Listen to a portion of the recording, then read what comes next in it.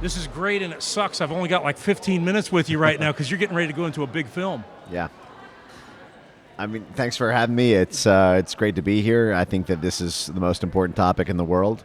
The power to open your mouth and say what you want to say. That's basically the bread and bones of a free world. And with that gone, there is no other freedom. Without freedom of speech and with censorship in place comes tyranny afterwards. Yeah, I mean, we've known this. It's a tale as old as time. It's the bedrock of our own U.S. Constitution. It's how we define tyranny around the world, is an absence of the ability of the people to speak freely. And, how that has all been inverted in our country. It took about 2.5 centuries to build up this reputation as the world's bastion of free speech, and it took about 2.5 years for it all to get destroyed. And just now we're beginning to put together a front to take that on, but now the stakes keep raising as foreign countries are emulating the structure that the U.S. has and creating this kind of global censorship apparatus. Well, you truly are an encyclopedia on this topic and more, and I wish we had a couple hours right now, and maybe we can arrange that later at some point. As you see the world shifting, these dynamics, I've taken it back to prior to World War I. Yep. The Bolshevik Revolution, censorship, destruction in the streets, murder, small things building up, which led to the 20th century, which had almost 100 million deaths through communism. Yep. And it always started with censorship both times. Chairman Mao, all the censorship and the lack of freedom of speech. Shut down your opponent because it doesn't agree with their narrative. Yeah, it's the ultimate canary in the coal mine, because everything builds on what you can talk about. The laws that are put in place are built on what people talk about. What's in the media is based on what people talk about. What passes as medical advice is based on what you can talk about. I mean, it's the atomic. It's the sort of subatomic particles that comprise the matter of a civilization, is what you can communicate to each other. If you cut off the ability to communicate something, you cut it from every other sector of public life. And so, and that's all the way down to, not just at the censorship level, but then also at the control over individual words. And, this is something that I think a lot of folks were aware of when they saw, for example, the sort of Marxist encroachment on the kind of language that you could say in the pre-internet censorship era, with concepts like political correctness. But now that can be enforced in a way that is, that Orwell could only dream of. The use of artificial intelligence technologies to be able to scan and ban millions of words at a time, to be able to automatically identify trending narratives, to be able to create real-time heat maps that function as a political radar system, to create an early warning detection system about what kind of narratives might challenge the establishment. This has now all been adopted by our military. It's been adopted by our State Department. It's been adopted by our intelligence services, and by all of the different cutouts that they use to be able to manage public opinion. And that's the sort of thing that it represents a kind of point of no return from if it's allowed to mature much farther than it already has. We're past the infancy stage of this censorship industry. We're not yet in the full-blown maturity stage. We're sort of in its adolescent period, but it's fast maturing, and so we need to, mobilize our work quickly and with a sense of urgency. When you mentioned about, you didn't mention the narrative, but the narrative that's out there, there's gatekeepers inside of media. There's gatekeepers inside the educational institutions, and even in the judicial area, which is becoming weaponized at the higher levels. Those gatekeepers, it's important that they were seated with a certain type of mindset that shuts off any sort of narrative that they don't care to have discussed. Do you see this as fact? Well, actually, that's the way that the highest level of thought leadership in the censorship industry puts it, in terms of gatekeepers. And in a lot of ways, they sort of retroactively looked back at the 20th century and said those gatekeepers were the media. The media, during the Cold War, we only had 3 TV stations in this whole country. ABC, NBC, and CBS. That's it. And the sum total of media producing institutions or outlets was something like 15 to 25,000 total across the whole country, including, local, state, and national.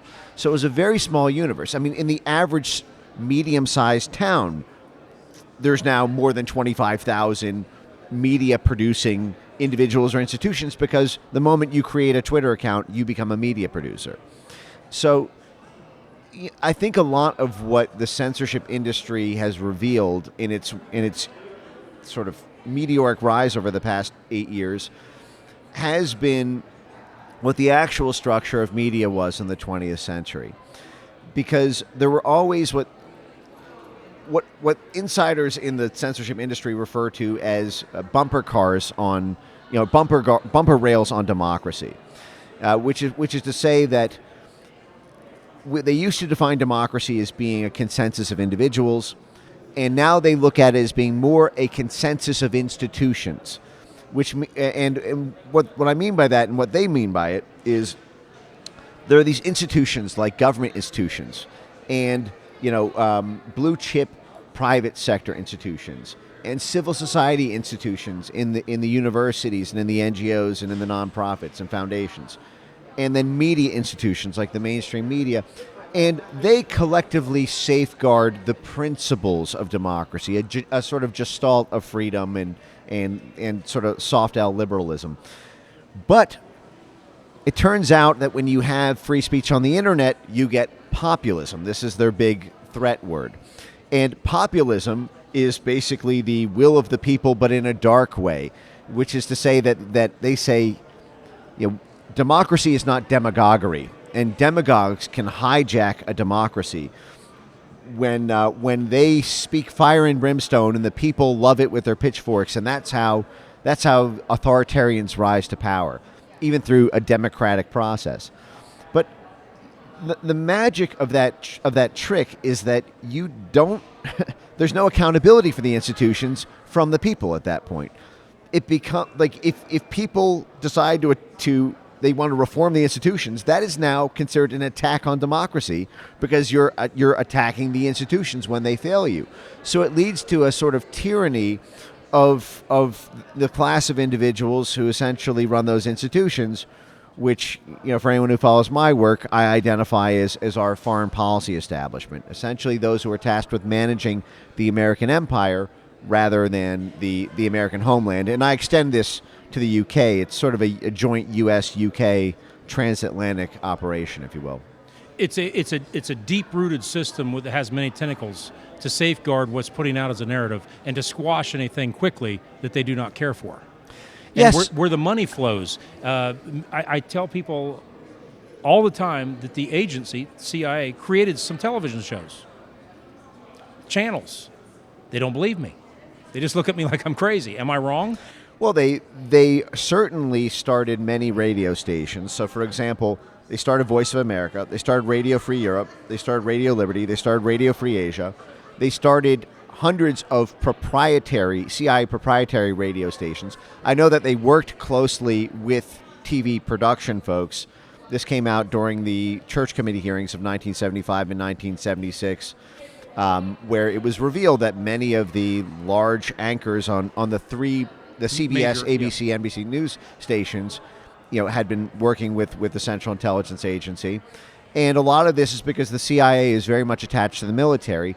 And those our broadcast media for 50 years in this country, at the start of broadcast media, all grew out of our War Department. We had, before it was called the Defense Department, the Pentagon, it was called the War Department. Changed its name in 1948. In 1942, in the middle of World War II, and the year that we would join the fight, something called the OWI was created, the Office of War Information. And part of the role of the Office of War Information was to mobilize all of the different U.S. media institutions that had mass, consumption amongst the people. Early film, early radio, early newspapers, early periodicals. All of the modalities, from Hollywood to TV to radio to print, were all mobilized into the Office of War Information in terms of their senior executives. And then out of that, when the war ended, they retained those relationships and went from fighting fascism and used them for fighting communism.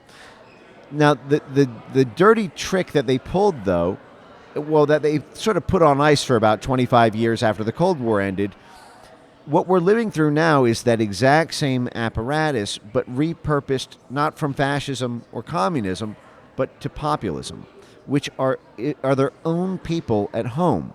And they justify it on similar means, which is that if the people elect a government or a president who's going to screw up American foreign policy, well, that redounds to the benefit of Russia, or name your evil country X. And so there's a national security imperative to make sure that people can't elect those kind of presidents, or those kind of governments, or those kind of legislative reforms, or those kind of cutbacks to military spending or to foreign aid. And so this is what we're seeing right now. This is the proxy war playing out as Donald Trump is sitting in 6 weeks of trial and banned from campaigning because he has to be there every day. 20 of his lawyers were arrested several months ago. Another 11 of his lawyers and others were indicted just yesterday. But this is all basically a kind of proxy war around the people who live in the homeland and the peoples whose livelihood and paychecks come from managing the American empire and the stakeholders of that. I mean, the mask is coming off of the system that we've had in this country for, frankly, at least a century. And I think that some of the unsightliness we're seeing is breaking the spell of a lot of the structures we've always had, but may have not have had to reveal themselves 10, 20, 50 years ago. It was well hidden. From the average American public, it was well hidden of what was actually going on. And when I said the creation by the agency, I don't mean that they had their name on the LLC as a creator of, but there's certainly participation from the government, as with anything, of where funds go. Oh, and they will push funds to where the narrative's liked, and no funds go to where the narrative is not liked. Right. Well, that's totally true. And from the CIA side, I mean, that's totally unseen for its first 30 years of its existence, essentially. It was created under the 1947 National Security Act. There was no congressional oversight at all for 30 years. The Senate Select Intelligence Committee and the House Intelligence Committee were only created during the Church and Pike Committee hearings of 1975. So that was an executive agency with no oversight from the elected people's representatives in the legislature. So it was a total black box. And, it opened for about 10 years from 1975 to 1985, basically from the Church Committee hearings to the Iran-Contra scandal. But then it closed down very quickly. We have not had a congressional hearing about CIA malfeasance in like 40 years. I mean, it's not since Iran-Contra since that we've ever really had a public hearing of that kind of scandalous malfeasance. And that's significant because the lion's share of what that particular intelligence agency does is influence media. It does the hearts and minds work, it operating at the level of the politically subversive level of our diplomacy apparatus. There's basically 3 government agencies who participate in influencing hearts and minds, media work.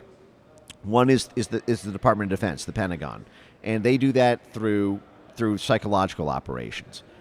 The State Department does it through capacity building media assets, so funding. State Department funds to so-called independent media. Now, of course, they're not independent.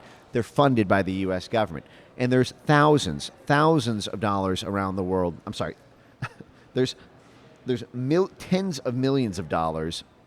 There's thousands of independent media organizations our State Department funds, totaling, frankly, billions if you add it between the State Department, USAID, NED, and all the other soft power institutions we have. That's on the overt side. And then the CIA's job is to take those assets who are funded by the Pentagon or funded by the State Department and to work with and liaise with them in order to influence the reporting, in order to push certain stories or get certain stories killed. And this is the way, Frank Wisner, who's one of the godfathers of the CIA, coined this as, he called it Wisner's Wurlitzer. The Wurlitzer is this sort of, organ, piano, that, they bragged that he could play on a moment's notice to create an international symphony of news narratives to circulate around the world simply by playing the Wurlitzer of intelligence intermediated media. And we only really had about 10 years in this entire country's history, or at least since the 1940s, where this wasn't true. And that was from about 2006 to about 2016. That was, you had the social media companies all come out in the early 2000s. Facebook 2004, YouTube 2005, Twitter 2006, smartphone comes out in 2007 and becomes mass mobile. But that social media centralization that happened between 2004 and 2006 led to the ability of a purely democratic information meritocracy of how information spread online. You didn't have to be put on by the New York Times to have everybody in the world see your story. It could simply be upvoted by enough people, shared by enough people, democratically, and then as people's reputations rose and fell, their subscriber counts would go up and down. And so suddenly you started to have something which would come to be the ultimate nightmare, essentially, of the blob at the center of this story, which is you started to have hundreds of thousands, millions of these competing media organizations who were not back-channeled by an intelligence agency, by a war agency, or by a diplomacy agency for national statecraft. So you had the media totally out of control, essentially, of this empire management structure that we have in our foreign policy establishment. And so what we're living in right now is essentially, the empire striking back. And we don't know how the third movie and the thing is going to go, but that's essentially what's at the high level of the story. I would love to get you back to have a long, in-depth conversation. We have a lot to talk about. Yeah. We got to get to the movie. Yeah. We Will Not Be Silenced is one of the reasons you're here. I'm looking forward to it. I got one quick question for you, though, before we go. What is your favorite movie of all time? Man, honestly, if I had to answer right now, I would probably say Fight Club. Okay. I think it's a very interesting movie that was very far ahead of its time, and it taps into a lot of what I think our current sort of social atomization issues are. It also, there's a lot of I would be torn between like the Fight Club and Matrix. I grew up in the 90s. Okay. These were very formative things, but certainly I would think the Matrix is the closest analogy to being chased around by these sort of Orwellian sentinels who are trying to who are trying to basically plug us into a system where everything is basically piped into our brains by them and getting us back in the box so that we'll be cooperative. Regime narrative spouting droids instead of independent, free-thinking humans. I mean, I think that's, I would call it a tie between those two films. Can we talk later? I'm around. All right. Thank you. Get in there. We're going to start that film, and then we're going to have a symposium afterwards. Great. Well, thanks a lot. Thank you.